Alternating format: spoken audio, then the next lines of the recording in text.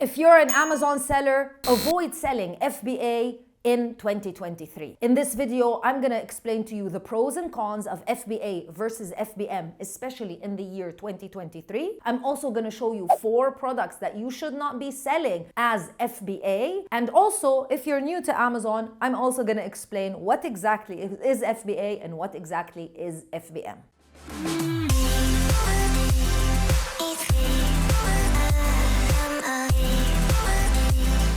For all you true and new beginners to Amazon, let me explain to you what FBA means and what FBM means. FBA basically means fulfilled by Amazon, whereby as a seller, you send the products that you want to sell on the Amazon platform directly to the Amazon FC or fulfillment center. Your products will be warehoused with Amazon, and once a customer purchases the product from the Amazon platform, then Amazon and the warehousing team will ensure that they pick, pack, ship the products over to the customer. They will also take care of everything in the back end, meaning they will take care of customer service and customer returns. And trust me, these things take up a lot of your time. You will be able to focus on the front end, the listing, marketing, sales, getting new products, and expanding your business. Also, additionally, if you sell via FBA, you will be given the Prime badge. 65% of Amazon customers in the UAE are Prime members, or they use somebody else's Prime account. So mostly Amazon customers are used to choosing Prime because of the fast delivery. So you'll be able to give 1 to 2 days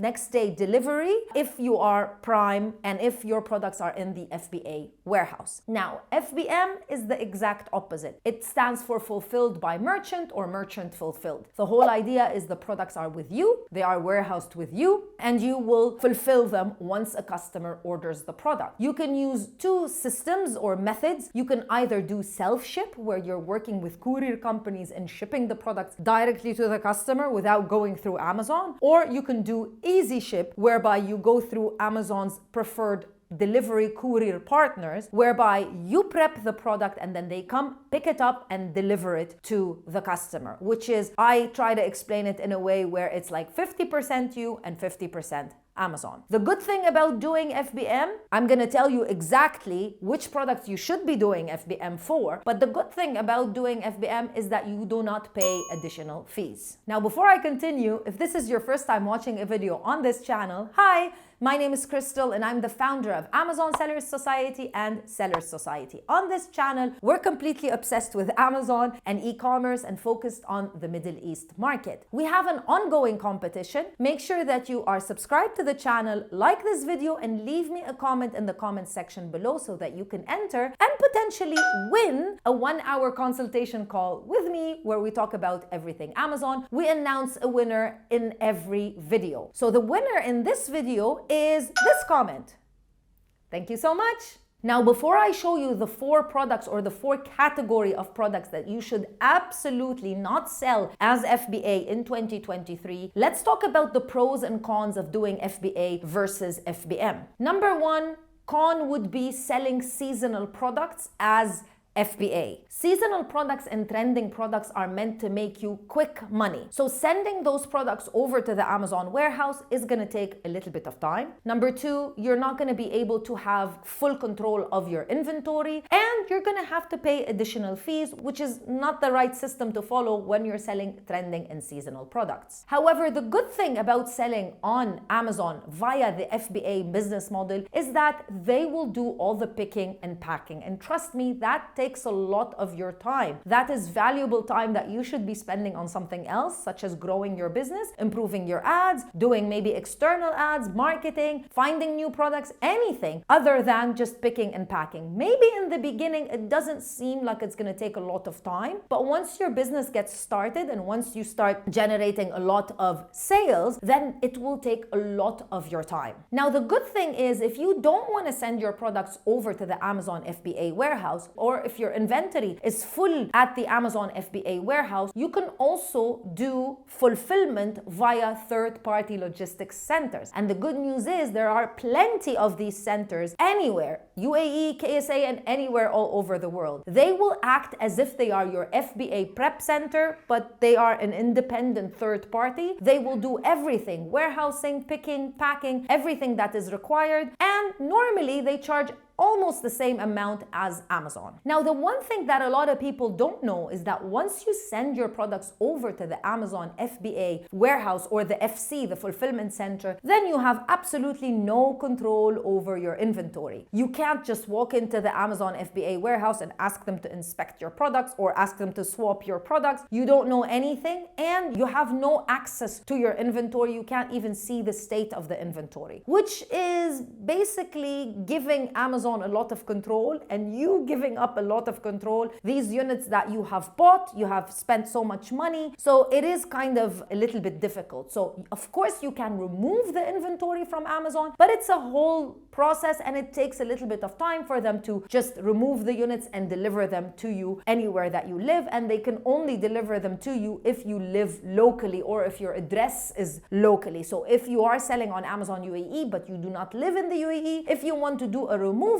for some reason, you cannot deliver them to anywhere other than the UAE. Now, the positive thing about Amazon FBA is that you will definitely get more sales. You will get more sales because you are going to have the Prime badge and people love fast shipping and they love free shipping if they are Prime members. But what also will happen is you will be eligible to win the buy box just because you are FBA and you have faster delivery. And that's very important if you are a wholesaler, online arbitrage, retail arbitrage, and even if you are a private label seller and you have other people inside of your buy box, it's very important that you have the best chances of winning that buy box. Now, the last thing is FBA, I touched on this, is a little bit more expensive because at the end of the day, Amazon will not warehouse your products and pick, pack, ship your products free of charge. They are going to take some fees for that, and the fees are very variable and the fees are very much dependent on the size and weight of the product and how much space it's taking in the Amazon warehouse. So you will both be paying monthly warehousing fees as well as FBA fees every time a product is sold and every time a product is fulfilled. And the bad news is you will not get that money back if a product is returned. So if a product is returned from the customer, you will still have to pay the FBA fee because Amazon just basically did the job and they fulfilled your product.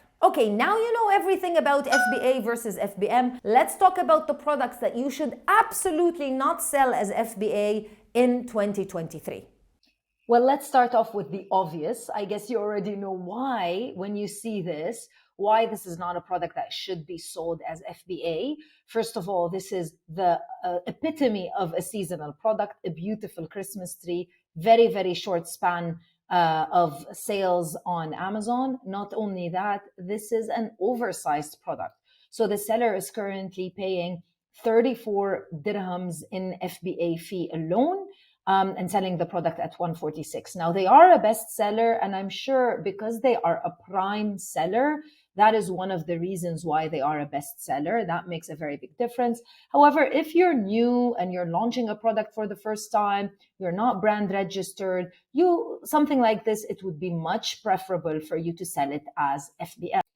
So clothing is one of the hardest categories to sell on Amazon, and it's also very important to sell clothing as FBM unless you're a recognized brand like Jack & Jones or like Amazon's own brand because of the high level of returns.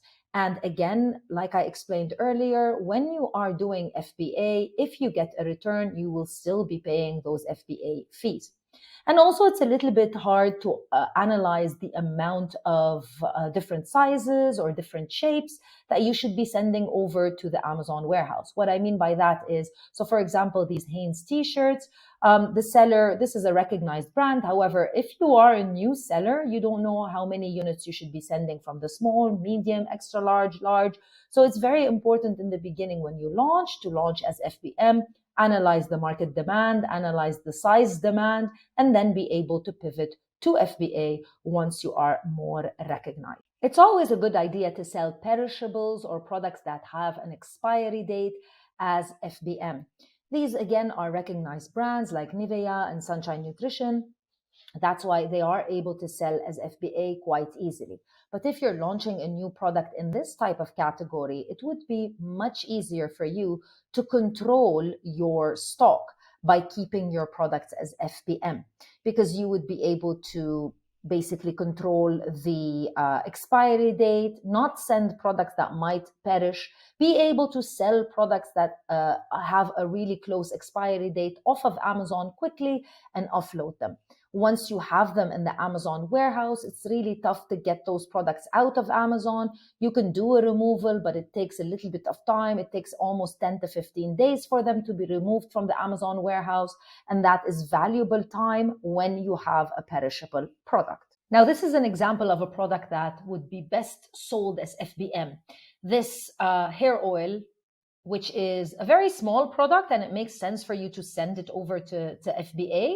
However, the FBA fee alone is going to be 9.92 dirhams, which is a lot, and it will potentially eat a lot into your profit, especially that right now the winner of the buy box is a seller called Ayubi, and they have won the buy box even though they're selling FBM, and there are other sellers that are selling FBA, including Amazon themselves, but because they have the lowest selling price at 26 dirhams. So at 26 dirhams, if you want to also add on top of that an FBA fee, then it would be impossible for you to make any profit. So if you intend to sell really low priced products and have your products move rather than just make a lot of return on investment from each and every unit, then you would need to do FBM.